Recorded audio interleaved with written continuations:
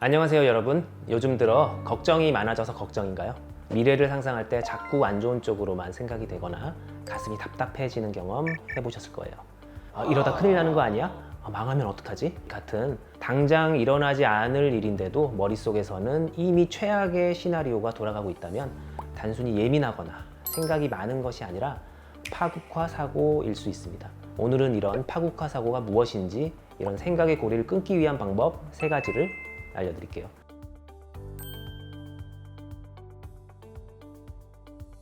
파국화 사고는 실제보다 상황을 훨씬 더 나쁘게 상상하고 받아들이는 생각의 왜곡을 말합니다. 작은 실수에도 이러다 다 망할 거야 라고 연결되고, 일어나지 않은 가능성이 높음에도 불구하고 현실로 받아들여서 심리적인 고통을 증가시키죠. 가장 큰 문제는 이런 생각이 반복되면 뇌는 실제 위협처럼 반응하기 시작한다는 겁니다. 심장 두근거림, 불면, 집중력 저하, 소화 문제 등 신체 반응까지 나타나게 되죠. 걱정이 커질수록 몸도 더 긴장하고 머릿속은 점점 복잡해지고, 이런 악순환이 시작되는 겁니다. 그럼 이런 걱정의 고리를 끊기 위해서는 무엇을 해야 할까요? 첫 번째, 내 생각을 의심해보는 연습이 필요합니다. 내 머릿속에서 떠오른 생각이 전부 사실은 아니에요. 파국화 사고는 우리 뇌가 불안을 줄이기 위해서 먼저 나쁜 시나리오를 상상해서 대비를 하려는 본능인데요. 이런 생각은 생존에는 도움이 될 수 있지만 오히려 나쁜 시나리오로 인해서 현대인의 일상에는 독이 되는 경우가 많습니다. 그래서 내가 걱정하는 이 생각, 사실일까?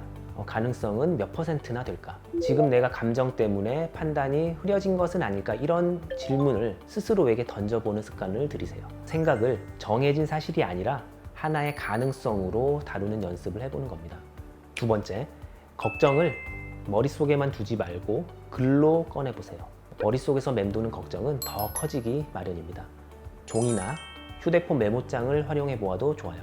떠오르는 걱정을 하나씩 적어보고 그 걱정이 실제로 일어날 가능성과 내가 지금 대비해서 할 수 있는 것들을 적어보면서 생각을 쪼개보는 겁니다. 그리고 하루 종일 걱정에 끌려가는 것이 아니라 하루 중 걱정하는 시간을 정해서 그 시간 외에는 나중에 걱정하기로 한 일이야 하고 생각을 멈춰보세요. 걱정을 통제해보는 경험을 해보는 겁니다. 세 번째, 몸을 움직여서 사고를 멈춰보는 것이 필요해요. 파국화 사고는 가만히 앉아있을수록 더 커집니다. 불안이 커질 때는 일단 자리에서 일어나 보세요. 가볍게 산책하거나 숨을 깊게 들이쉬고 내쉬거나 따뜻한 물 한 잔을 마시는 것으로도 우리 뇌는 지금 위험한 상황이 아님을 인식하게 됩니다. 즉, 몸의 감각을 바꾸면 생각도 바뀔 수 있는 거죠. 하지만 이렇게 시도를 해봐도 혼자서 걱정을 멈추는 게 어려울 수 있어요. 이럴 땐 전문가의 도움이 필요합니다. 한음에서는 불안, 강박, 파국화 사고로 힘들어하는 분들을 위해서 뇌파 검사, 자율신경 검사를 통해서 뇌의 과부하 정도를 파악하고 긴장 상태와 감정 조절 능력을 파악해요.